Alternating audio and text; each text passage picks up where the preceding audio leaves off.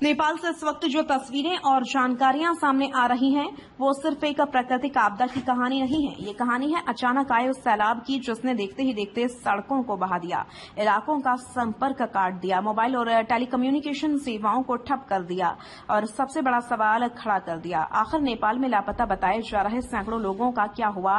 इनमें बड़ी संख्या में भारतीय नागरिक भी शामिल बताए जा रहे हैं। नेपाल के विदेश मंत्री के मुताबिक करीब 300 भारतीय नागरिकों के लापता होने की सूचना सामने आई है। लापता लोगों में कैलाश मानसरोवर यात्रा पर गए भारतीय श्रद्धालु भी शामिल बताए जा रहे हैं। नेपाल में अब तक 162 लोगों की मौत की पुष्टि की जा चुकी है, जबकि 800 से ज्यादा लोग लापता बताए जा रहे हैं और अधिकारियों को आशंका है कि आने वाले समय में मृतकों और लापता लोगों की संख्या और बढ़ सकती है। लेकिन इस पूरी त्रासदी में सबसे बड़ा सवाल है, इन 300 भारतीयों में कौन कौन हैं, किस राज्य के कितने लोग प्रभावित हैं, कितने लोगों से संपर्क हो चुका है और कितने लोगों की तलाश अभी भी जारी है। आइए सिलसिलेवार तरीके से समझते हैं पूरी तस्वीर। नेपाल में आखिर हुआ क्या? नेपाल के कई इलाकों में अचानक आई भीषण फ्लैश फ्लड ने हालात को बेहद खराब कर दिया। पहाड़ी इलाकों में तेज बहाव के साथ पानी और मलबा नीचे की ओर आया, कई सड़कें क्षतिग्रस्त हो गईं, कई रास्ते बंद हो गए और कई इलाकों में पहुंचना राहत एवं बचाव टीमों के लिए भी मुश्किल हो गया। सबसे बड़ी समस्या सामने आई संचार व्यवस्था को लेकर। कई प्रभावित इलाकों में मोबाइल नेटवर्क और टेलीकम्युनिकेशन सेवाएं बाधित हो गई। ऐसे में जो लोग बाढ़ प्रभावित क्षेत्रों में मौजूद थे, उनके परिवारों को भी उनकी सही स्थिति जानने में परेशानी होने लगी। यही वजह है कि लापता लोगों की संख्या को लेकर अलग अलग सूचनाएं सामने आ रही हैं और अधिकारी लगातार जानकारी का सत्यापन कर रहे हैं। कैलाश मानसरोवर यात्रा पर गए भारतीय भी संकट में। इस आपदा का एक बेहद संवेदनशील पहलू कैलाश मानसरोवर यात्रा से जुड़ा है। नेपाल के रास्ते कैलाश मानसरोवर यात्रा पर गए कई भारतीय श्रद्धालुओं से संपर्क टूटने की जानकारी सामने आई है। प्रभावित इलाकों में सड़कें और संचार व्यवस्था बाधित होने के कारण यात्रियों की स्थिति का तत्काल पता लगाना आसान नहीं है। भारतीय दूतावास और अलग अलग राज्य सरकारें और नागरिकों की जानकारी जुटा रही हैं। परिवार लगातार अधिकारियों से संपर्क कर रहे हैं और उन्हें अपने प्रियजनों की सुरक्षित वापसी का इंतजार है। तमिलनाडु के 57 पर्यटकों में 37 से संपर्क नहीं। अब बात करते हैं तमिलनाडु की। तमिलनाडु से नेपाल गए 57 पर्यटकों में से अभी तक 37 लोगों से संपर्क नहीं हो पाया है। वहीं 20 लोगों से संपर्क स्थापित हो चुका है। राज्य सरकार और संबंधित एजेंसियां बाकी यात्रियों के बारे में जानकारी जुटा रही हैं। यानी एक ही राज्य से 37 लोगों का संपर्क टूटना इस आपदा की गंभीरता को समझने के लिए काफी है। ईशा फाउंडेशन के सदस्य भी प्रभावित। नेपाल में ईशा फाउंडेशन से जुड़े लोगों की मौजूदगी ने भी चिंता बढ़ाई है। फाउंडेशन की ओर से बताया गया कि उसके 77 सदस्य एक इमिग्रेशन सेंटर पर मौजूद थे, लेकिन फिलहाल उनसे संपर्क नहीं हो पाया। संस्था के मुताबिक उनके 495 लोग सुरक्षित लौट चुके हैं। नेपाल सरकार की ओर से यह भी बताया गया है कि जिस इमिग्रेशन सेंटर में ये लोग मौजूद थे, वहां का पूरा स्टाफ भी संपर्क से बाहर है। यानी समस्या सिर्फ यात्रियों तक सीमित नहीं है, वहां मौजूद स्थानीय कर्मचारियों से भी संपर्क टूट गया है। पश्चिम बंगाल के 32 लोगों का समूह भी लापता। अब एक और बड़ा अपडेट पश्चिम बंगाल से। कोलकाता से नेपाल गया 32 लोगों का एक समूह भी लापता बताया जा रहा है। यह समूह 21 अगस्त को रवाना हुआ था और 22 अगस्त को नेपाल पहुंचा था। बुधवार सुबह यह दल तिब्बत जाने के लिए रसुवागढ़ी इमिग्रेशन कार्यालय में मौजूद था, लेकिन इसी दौरान अचानक बाढ़ आ गई। इसके बाद समूह के सदस्यों से संपर्क नहीं हो सका। पश्चिम बंगाल पुलिस मुख्यालय ने लोगों की मदद के लिए हेल्पलाइन जारी की है। परिवारों की चिंता लगातार बढ़ रही है। पोखरा में फंसे राकेश टिकैत, नेपाल में फंसे लोगों में किसान नेता राकेश टिकैत का नाम भी सामने आया है। टिकैत अपने साथियों के साथ नेपाल के पोखरा में थे। उन्होंने बताया कि सड़क मार्ग से वापस लौटना संभव नहीं है, इसलिए अब फ्लाइट के जरिए काठमांडू और वहां से दिल्ली लौटने की योजना है। उनका वाहन फिलहाल नेपाल में ही छोड़ना पड़ेगा। बेंगलुरु के 5 लोग भी लापता। कर्नाटक से भी चिंता बढ़ाने वाली जानकारी सामने आई। कर्नाटक के उप मुख्यमंत्री जी परमेश्वर के मुताबिक नेपाल में आई भीषण फ्लैश फ्लड के बीच बेंगलुरु के 5 लोग लापता बताए गए हैं। राज्य सरकार उनकी जानकारी जुटाने और नेपाल में संबंधित एजेंसियों से संपर्क करने में लगी है। आंध्र प्रदेश के 28 श्रद्धालु सुरक्षित। हालांकि हर खबर चिंता बढ़ाने वाली नहीं है। आंध्र प्रदेश से नेपाल गए 28 श्रद्धालुओं का एक समूह काठमांडू में सुरक्षित बताया गया है। अधिकारियों ने इन सभी के सुरक्षित होने की पुष्टि की है।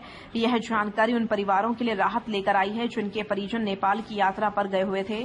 महाराष्ट्र के 7 पर्यटक पर्यटक प्रभावित। महाराष्ट्र से भी 7 पर्यटकों के नेपाल में फंसे होने की जानकारी सामने आई है। इनमें मुंबई और पुणे के 4 लोगों से संपर्क हो चुका है। वहीं 3 अन्य लोगों से संपर्क स्थापित करने की कोशिश जारी है। महाराष्ट्र सरकार ने स्थिति पर नजर रखने के लिए मंत्रालय में 24 घंटे का कंट्रोल रूम बनाया है।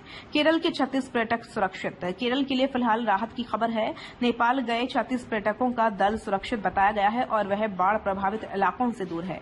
केरल सरकार ने अपने नागरिकों की सहायता के लिए नोरका रूट्स के जरिए हेल्प डेस्क शुरू किया है। इसके अलावा सिक्किम, ओडिशा, उत्तराखंड और छत्तीसगढ़ सरकारों ने भी नेपाल में मौजूद अपने नागरिकों की सहायता के लिए हेल्पलाइन व्यवस्था शुरू की है।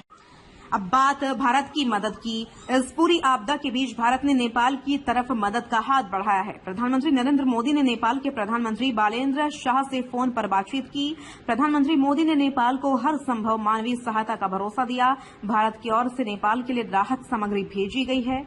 इसमें अस्थायी आश्रय सामग्री, कंबल, स्वच्छता किट और लैंप और जरूरी दवाएं शामिल हैं। भारत की तरफ से करीब 10 टन राहत सामग्री भेजे जाने की जानकारी सामने आई है। विदेश मंत्री एस जयशंकर ने भी इस मुश्किल घड़ी में नेपाल और वहां के लोगों के साथ भारत की एकजुटता जताई है। भारतीय दूतावास ने जारी किए हेल्पलाइन नंबर। अगर आपका कोई परिजन नेपाल में है और उससे संपर्क नहीं हो पा रहा है तो भारतीय दूतावास की ओर से जारी नंबर्स पर संपर्क किया जा सकता है। भारतीय दूतावास काठमांडू नंबर है 977985131680 977970910750। नेपाल पर्यटन बोर्ड की सहायता के लिए टोल फ्री नंबर 1234, हॉटलाइन 1144, पर्यटक पुलिस 9851289445। इसके अलावा बीजिंग स्थित भारतीय दूतावास ने भी हेल्पलाइन जारी की है। 0086-185-1428-4905। इस नंबर पर व्हाट्सएप के जरिए भी संपर्क किया जा सकता है। सदगुरु की टीम को लेकर भी चिंता। नेपाल तिब्बत सीमा पर हालात को लेकर ईशा फाउंडेशन के संस्थापक सदगुरु जग्गी वासुदेव ने भी चिंता जताई है। उनके मुताबिक भीषण फ्लैश फ्लड के बाद इलाके में संचार व्यवस्था पूरी तरह प्रभावित हुई और सड़कें बंद हो गई। उन्होंने बताया कि उनकी टीम के करीब 80 लोग प्रभावित क्षेत्र में मौजूद थे। इनमें 34 पुरुष और 40 महिलाएं शामिल थीं। इसके अलावा 3 स्वयंसेवक और 1 डॉक्टर भी आसपास के होटलों में मौजूद बताए गए। इस समूह में America, Canada, Australia, Britain, Germany, France, Nepal, Netherlands, New Zealand, Singapore, Spain और कई अन्य देशों के लोग शामिल थे। सदगुरु के मुताबिक फिलहाल इन लोगों की स्थिति को लेकर आधिकारिक पुष्टि नहीं हो पाई है। विश्व बैंक भी आया मदद के लिए आगे। नेपाल में तबाही के बाद राहत और पुनर्निर्माण की चुनौती बहुत बड़ी है। इसी बीच विश्व बैंक ने प्रभावित इलाकों में राहत, बचाव और पुनर्निर्माण के लिए 25 अरब नेपाली रुपए की आपातकालीन वित्तीय सहायता देने की पेशकश की है। सबसे बड़ा सवाल अभी बाकी है। नेपाल की इस त्रासदी में सबसे बड़ी चुनौती सिर्फ बाढ़ और भूस्खलन नहीं है। सबसे बड़ी चुनौती है उन लोगों तक पहुंचना जिनसे संपर्क टूट चुका है। सड़कें क्षतिग्रस्त हैं, कई रास्ते बंद हैं, मोबाइल नेटवर्क प्रभावित है। मौसम राहत अभियान के लिए मुश्किलें पैदा कर रहा है और इसी वजह से लापता लोगों की सही संख्या और उनकी स्थिति की पुष्टि करने में समय लग रहा है। नेपाल और भारत की एजेंसियां लगातार जानकारी जुटा रही हैं। राज्य सरकारें अपने अपने नागरिकों की सूची तैयार कर रही हैं। भारतीय दूतावास परिवारों के संपर्क में है और राहत एवं बचाव अभियान जारी है। लेकिन सवाल अभी भी वही है, नेपाल की इस तबाही के बीच लापता बताए जा रहे 300 भारतीय आखिर कहां हैं? कितने लोग सुरक्षित हैं और कितने लोगों तक राहत दल अभी नहीं पहुंच पाया है? आने वाले घंटों में जैसे जैसे प्रभावित इलाकों से संपर्क बहाल होगा, तस्वीर और साफ होने की उम्मीद है। फिलहाल जरूरत है घबराने की नहीं है, बल्कि आधिकारिक जानकारी पर भरोसा करने और संबंधित हेल्पलाइन के जरिए अपने परिजनों की जानकारी लेने की जरूरत है। नेपाल की इस आपदा पर हमारी नजर बनी हुई है। जैसे ही कोई महत्वपूर्ण और आधिकारिक अपडेट सामने आएगा, हम आपको सबसे पहले बताएंगे। कैमरे पर तस्वीरें भयावह हैं, आंकड़े चिंता बढ़ाने वाले हैं और सैकड़ों परिवार अपनों की खबर का इंतजार कर रहे हैं। नेपाल में आई इस प्राकृतिक आपदा ने एक बार फिर दिखा दिया है कि पहाड़ी इलाकों में अचानक आने वाली फ्लैश फ्लड कितनी तेजी से जिंदगी को उलट सकती है। अब सबसे बड़ी उम्मीद है संपर्क बहाल हो, राहत दल प्रभावित इलाकों तक पहुंचे और लापता बताए जा रहे सभी लोग सुरक्षित अपने परिवारों तक लौटें।